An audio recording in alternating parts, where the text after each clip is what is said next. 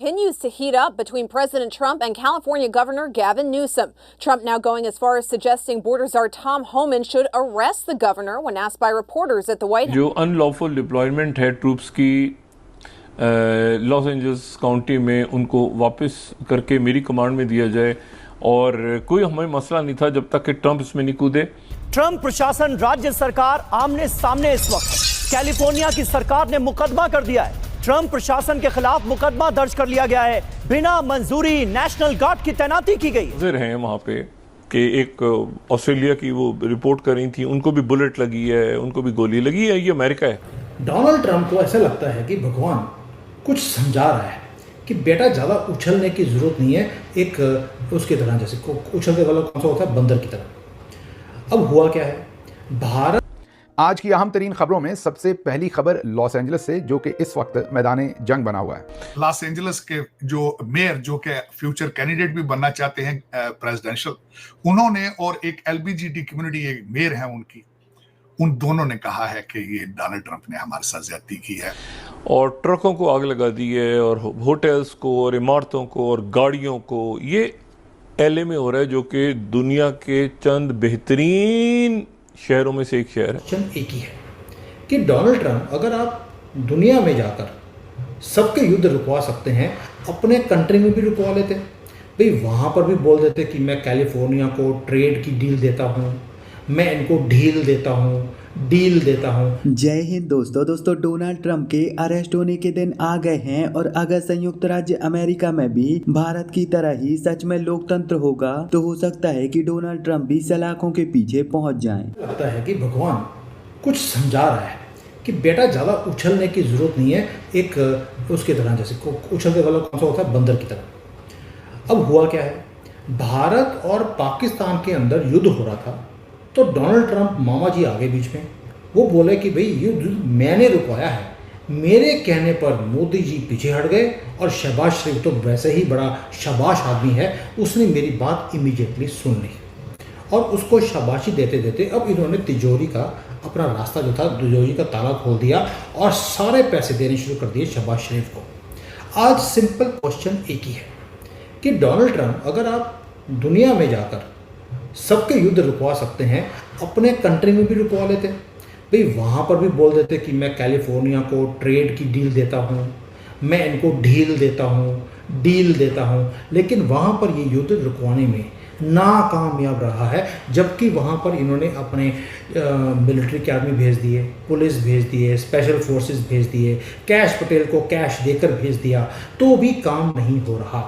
अब आप सोच के देखिए, पैसा, पॉलिसी, ट्रेड, पुलिस, आर्मी, सब कुछ भेज दिया, उसके बाद भी अपने कंट्री में युद्ध नहीं रुकवा सकता। लेकिन भारत का और पाकिस्तान का जो न्यूक्लियर वॉर होने वाला था, वो इस भाई साहब ने रुकवा दिया। अब ये मुद्दा अब दरअसल हाल ही में यह न्यूज निकल कर आई है कि कैलिफोर्निया ने ट्रंप प्रशासन के खिलाफ कोर्ट में एक मुकदमा दायर कर दिया है। यह मुकदमा लॉस एंजलिस में 2000 सैनिकों को गवर्नर की मंजूरी के बिना तैनात करने के फैसले के खिलाफ दायर किया गया है। राज्य के अधिकारियों ने ट्रंप प्रशासन के इस फैसले की निंदा करते हुए उसे अवैध बताया, और कहा कि ट्रंप प्रशासन के इस फैसले की वजह से दंगा और ज्यादा बढ़ सकता है और जनधन की और ज्यादा हानि हो सकती है। कैलिफोर्निया के अटॉर्नी जनरल ने सोमवार को इस मुकदमे पर जानकारी देते हुए कहा कि राष्ट्रपति डोनाल्ड ट्रंप ने अपनी सारी हदें पार कर दी थी, उन्होंने अपनी शक्तियों का दुरुपयोग किया था, और उन्होंने गवर्नर की मंजूरी के बिना सैनिकों को तैनात करने का कार्य किया था। आगे उन्होंने अपना बयान देते हुए कहा कि मैं यहाँ पर साफ साफ कहना चाहता हूँ कि ना तो कोई हमला हो रहा है, ना ही कोई विद्रोह हो रहा है, बल्कि राष्ट्रपति डोनाल्ड ट्रंप खुद देश में अराजकता का माहौल पैदा कर रहे हैं और देश को खुद ही सिविल वॉर की ओर ढकेल रहे हैं, और ट्रंप यह सब केवल और केवल अपनी राजनीति के चक्कर में कर रहे हैं। अमेरिका है क्या, ये समझना पड़ेगा। America is a land of immigrants. America itself, अब ये गोरे वहां पे पहुंच गए, उन्होंने कहा कि ये सिस्टम चूंकि हमने बनाया है तो ये सब हमारा है, और अब जो हमारे पर्टिकुलर कट ऑफ डेट से कोई बाहर से आ रहा है तो वो इमिग्रेंट्स है। ये लोग क्या वीजा लेके गए थे क्या? जब इन्होंने वहां के जो लोगों को मारा, उनकी जो है उनकी जमीनें हड़पी, इन्होंने क्या ये प्लॉटिंग करवाई है, सेल से खरीदा है जमीनें? इन्होंने जो यूज ऑफ फोर्स करके हड़पा है, वहां के लोकल ट्राइब को मारा है, पीटा है, उनके ऊपर कब्जा कर लिया और सारी जमीनों पे वो उन्होंने कब्जा कर लिया।